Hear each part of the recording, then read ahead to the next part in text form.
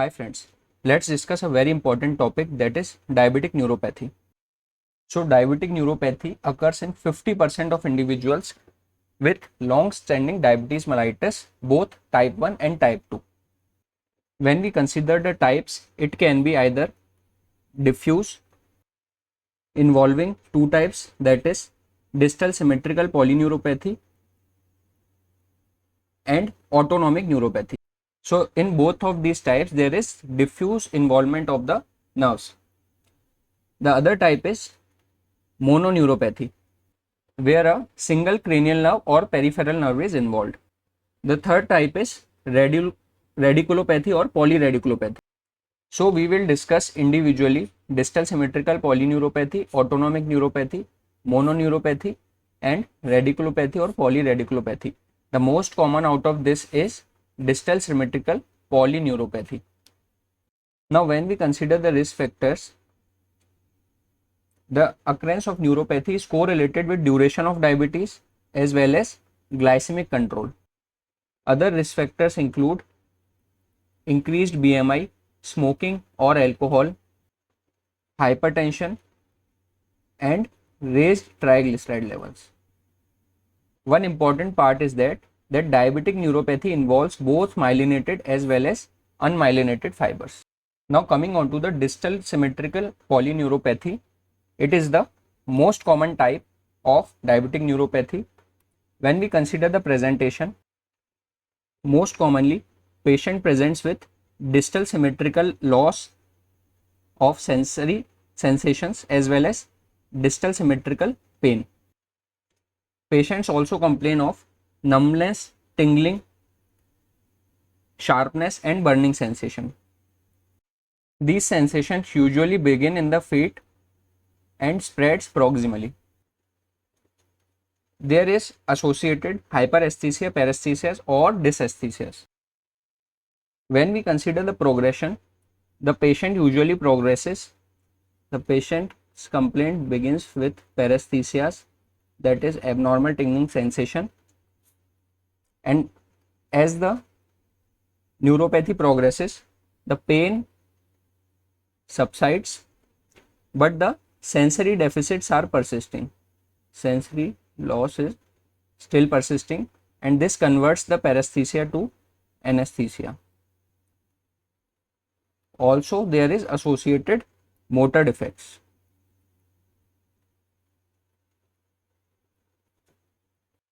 Physical examination demonstrates sensory loss, loss of ankle deep tendon reflex, abnormal proprioception and muscle atrophy leading to foot drop. Now when we consider the screening guidelines of the distal sensory symmetric polyneuropathy, for diabetes type 1 diabetes mellitus, it should begin after 5 years of diagnosis, and for type 2 it should begin at the time of diagnosis.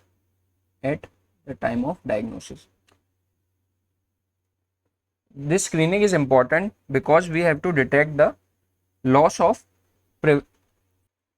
protective sensation, which is known as LOPS. This loss of protective sensation along with distal symmetric polyneuropathy is a major risk factor for foot ulceration.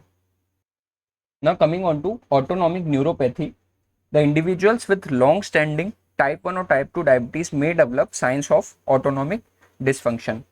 These can involve cholinergic, non-adrenergic fibers as well as peptidergic fibers, and the peptidergic fibers include substances like pancreatic polypeptide and substance P. Now autonomic neuropathy can involve multiple systems as follows. These can be CVS, gastrointestinal system, genitourinary system, pseudomotor system pertaining to sweat glands as well as metabolic system. In CVS, there is decreased heart rate variability, resting tachycardia as well as orthostatic hypotension. GIT system has gastroparesis. There are bladder emptying abnormalities in genitourinary system. Now when we consider the sweat glands, that is pseudomotor system, there is hyperhidrosis in the upper extremities and anhidrosis in the lower extremities. Now, this anhidrosis in the lower extremities is responsible for skin cracking and foot ulceration. Now, when we consider the metabolic system, due to decreased counter-regulatory hormone release, especially catecholamines, there is hypoglycemic unawareness. Usually what happens is when a patient undergoes hypoglycemia, there is activation of sympathetic nervous system and the patient feels symptoms like diaphoresis, tachycardia, etc., which can be helpful, and we can identify that the patient is having hypoglycemia. But due to this autonomic neuropathy, there is something known as hypoglycemic unawareness, in which despite hypoglycemia, patient will not be having this autonomic symptoms and can have life-threatening hypoglycemia. Similar mechanism is considered in beta blockers. Therefore, beta blockers are contraindicated in patients of diabetes. Beta blockers are contraindicated. Now, considering mononeuropathy, there is dysfunction of isolated cranial or peripheral nerves, and there is pain and motor weakness in distribution of a single nerve. When we consider the cranial nerves involved, the most common cranial nerve involved is oculomotor or third nerve, and this is characterized by ptosis and ophthalmoplegia, but with pupillary sparing. Why? There is normal pupillary reaction and pupillary sparing because there is a dual pupillary blood supply. Other nerves which can be involved are 4th cranial nerve, 6th cranial nerve, as well as 7th cranial nerve, leading to Bell's palsy. Now, mononeuritis multiplex can also occur in diabetes, and it is the patchy distribution of sensory loss. This occurs due to multiple peripheral nerves are involved in the separate areas. The most common cause of mononeuritis multiplex is diabetes. Other causes are diseases like polyarteritis nodosa and infections like leprosy. Now, radiculopathy or polyradiculopathy, in this, involvement occurs in the distribution of one or more nerve roots.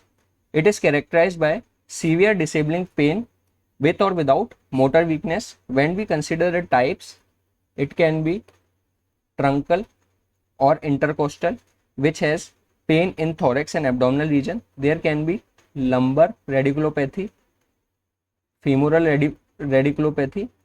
These lumbar and femoral radiculopathy is characterized by severe pain in thigh, hip region and weakness of hip flexors and extensors. The important point is that the radiculopathy is got very good prognosis and it is self-limited and recovery occurs within 6 to 12 months. Now, coming on to the treatment, prevention is very important for diabetic neuropathy because the treatment is very less satisfactory. But the treatment involves lifestyle modifications like exercise and diet. We have to improve the glycemic control of the patient. There should be avoidance of neurotoxins like alcohol and smoking. Vitamins like vitamin B12 helps in neurogeneration, and this can slow down the progression of paresthesia to anesthesia. Daily feed checking should be done in patients who have signs and symptoms of LOPS, that is loss of protective sensations.